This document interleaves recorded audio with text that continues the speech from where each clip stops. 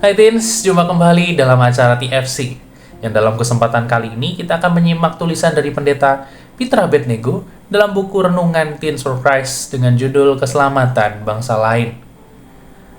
Tema ini terinspirasi dari surat Roma 9 ayat 30-33.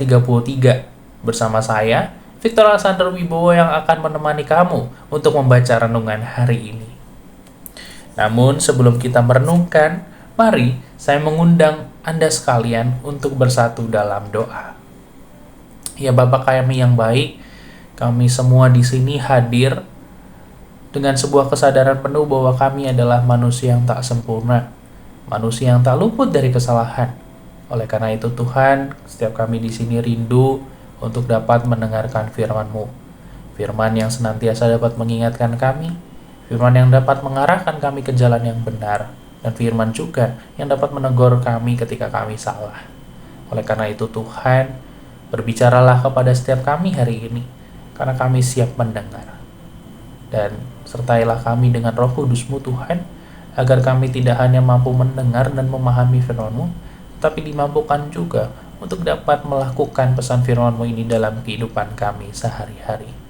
Di dalam nama-Mu, kami sudah berdoa. Amin. Teens, renungan kita pada hari ini terinspirasi dari surat kepada jemaat Roma, pasal 9 ayat 30-34. Saya akan membacakannya untuk kita semua hari ini. Jika demikian, apa yang hendak kita katakan? Ternyata, bangsa-bangsa lain yang tidak mengejar kebenaran telah beroleh kebenaran, yaitu kebenaran berdasarkan iman. Sedangkan Israel sungguh pun mengejar hukum yang akan mendatangkan kebenaran, tidak sampai kepada hukum itu. Mengapa tidak? Karena Israel mengejar bukan berdasarkan iman, tetapi seakan-akan berdasarkan perbuatan.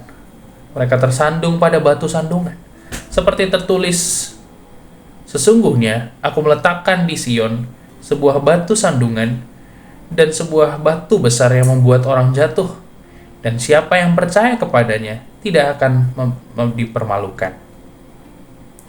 Demikianlah firman Tuhan, berbahagialah kita yang membacanya, merenungkannya, dan terlebih lagi bagi kita yang melakukannya dalam kehidupan sehari-hari. Haleluya.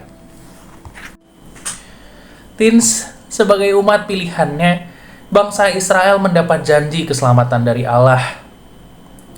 Namun pertanyaannya adalah, apakah keselamatan itu hanya berlaku bagi bangsa Israel saja? Apakah kita yang tidak termasuk dalam bangsa Israel juga akan diselamatkan? Jika iya, lalu bagaimana cara agar kita juga dapat memperoleh keselamatan yang sama? Apakah dengan percaya kepada Tuhan saja kita akan selamat? Lalu apakah yang Tuhan kehendaki juga untuk kita lakukan dalam kehidupan kita dalam penghayatan mengenai keselamatan yang dianugerahkan kepada kita? Teens, dalam suratnya Paulus pernah menyampaikan bahwa Allah mengasihi semua bangsa. Demikian juga keselamatan. Keselamatan adalah untuk semua bangsa. Keselamatan tidak hanya dibatasi bagi bangsa Israel saja. Tapi kemudian bagaimana caranya? Caranya adalah dengan menerima, menyambut dan percaya kepada Yesus sebagai Tuhan dan Juru Selamat. Tentu, tidak semua orang dapat dengan mudah percaya dan menerima Yesus sebagai Tuhan dan Juru Selamat. Namun, Yesus adalah Allah bagi semua bangsa. Oleh karena itu, Ia menghendaki agar setiap orang dapat diselamatkan. Keselamatan disediakan bagi semua orang yang menanggapi kasih Allah. Bangsa-bangsa akan dibenarkan oleh karena iman mereka kepada Yesus Kristus. Teens, pernahkah kamu menganggap bahwa anugerah keselamatan hanya diterima oleh bangsa Israel atau orang Kristen saja? Nyatanya, kasih Allah tidak dibatasi hanya bagi bangsa tertentu. Namun kasih Allah meminta tanggapan dari kita.